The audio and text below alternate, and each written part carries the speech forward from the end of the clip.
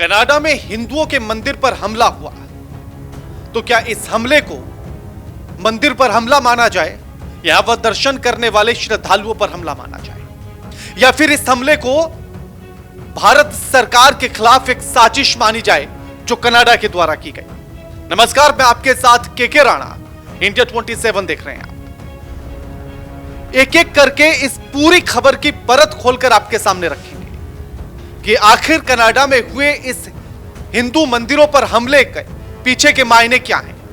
आखिर ट्रूडो सरकार चुप रही या फिर इसके खिलाफ अगर बोली है तो किस लहजे में बोली है, क्योंकि ट्रूडो की तरफ से एक बयान सामने आया और जिसमें उन्होंने इस हमले की निंदा तो की, लेकिन उसके बाद भी आखिर इस हमले में कनाडा की सरकार की संलिप्तता नजर क्यों आती है, उसके होने की बू क्यों नजर आती है। और ये सवाल उतने ही गंभीर हैं जितना ये हमला गंभीर है। अब सबसे पहले तो आप इस वीडियो को देख लीजिए जो हिंदू मंदिरों पर हमले हुए और हमले भी किस तरह से किए गए। और ये कोई पहली घटना नहीं है, कई बार ऐसी घटनाएं हो चुकी हैं जब हिंदू मंदिरों पर हमले हुए हैं। अब सबसे पहले आपको एक एक करके उन हमलों के बारे में भी बता देते हैं कि आखिर ये हमले कब कब और कैसे कैसे हुए। तो अब इस टाइमलाइन को भी देख लीजिए। अभी ये हाल ही में दीपावली के बाद 3 नवंबर को हमला होता है ब्रैम्पटन में हिंदू मंदिर में, जहां भक्तों पर हमला किया जाता है। इसी में बीती जुलाई 2024 में ही जो है एडमॉन्टन में हिंदू मंदिर में तोड़फोड़ की जाती है। लास्ट ईयर यानी कि पिछले साल लक्ष्मी नारायण मंदिर को निशाना बनाया जाता है कनाडा में ही। तो एक के बाद एक हमले आखिर ये हो क्यों रहे हैं।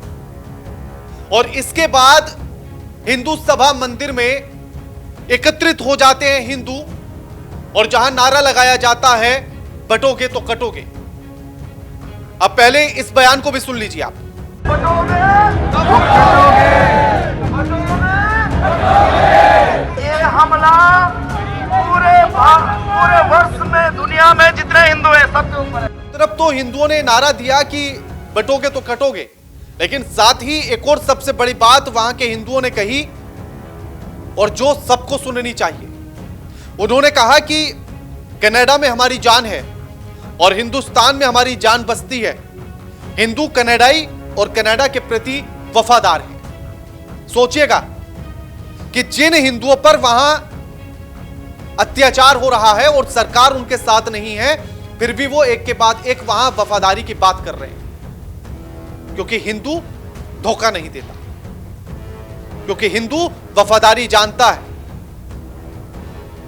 अपनापन जानता है, अपनत्व पहचानता है। और इसीलिए वो जहां रहता है वहां कभी भी दोस्त को, साथी को धोखा देने की बात नहीं करता है। लेकिन बात बात पर यही वहां के हिंदुओं का कहना है कि लेकिन जो अत्याचार हम पर हो रहा है उस पर सरकार को एक्शन लेने की जरूरत है।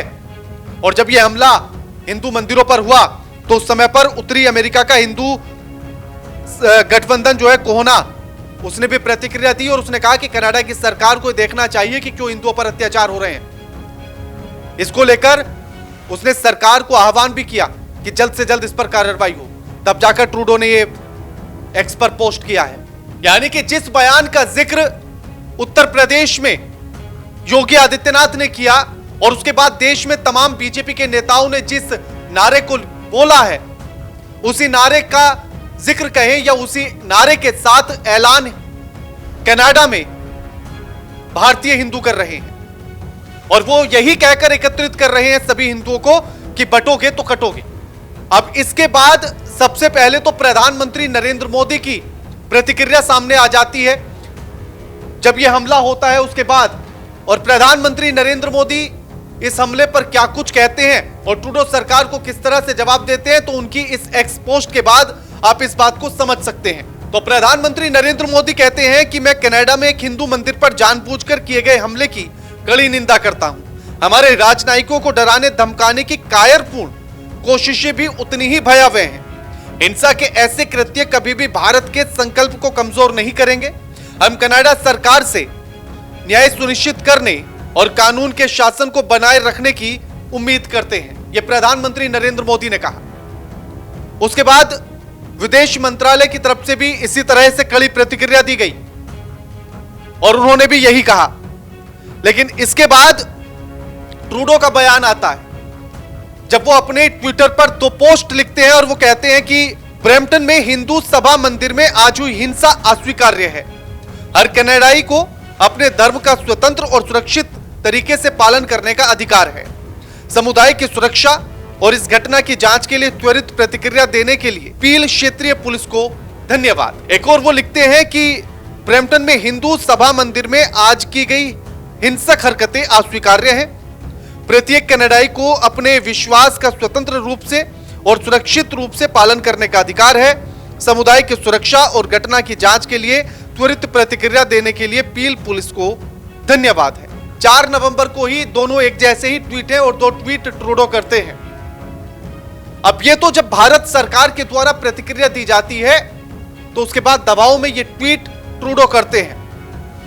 लेकिन आखिर सरकार की संलिप्तता की बू कैसे नजर आ रही है उसको भी एक बार समझ लीजिए, और उससे पहले इस बात को समझ लीजिए कि आखिर इस हमले के पीछे की असली वजह क्या है।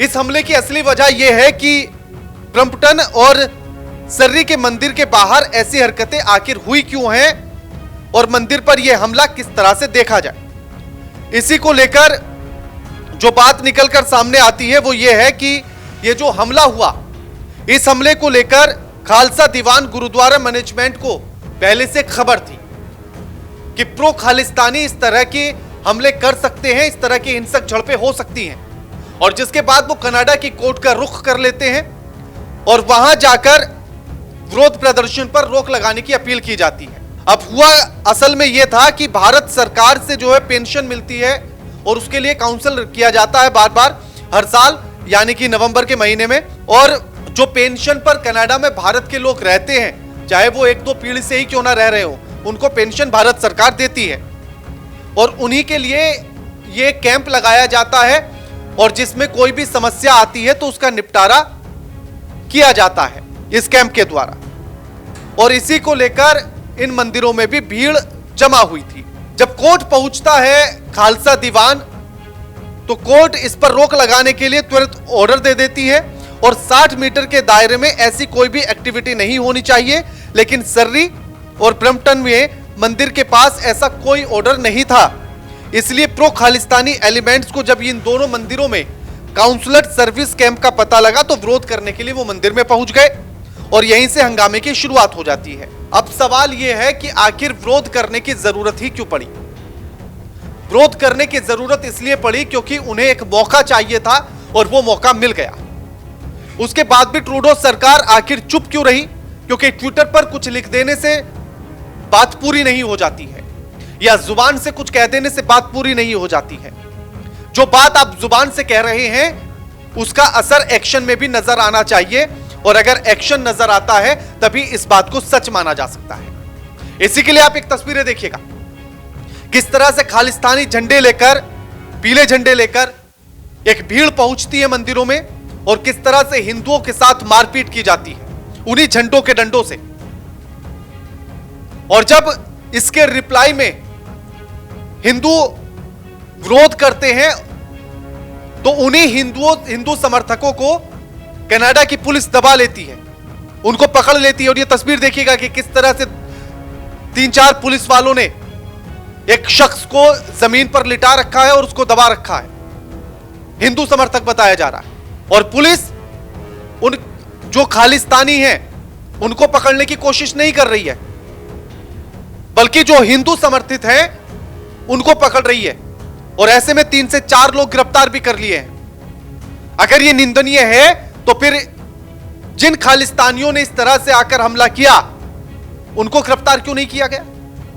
तो जो बात ट्रूडो अपने एक्स पर लिख सकते हैं उसका असर आखिर कार्रवाई में क्यों नहीं आ रहा है?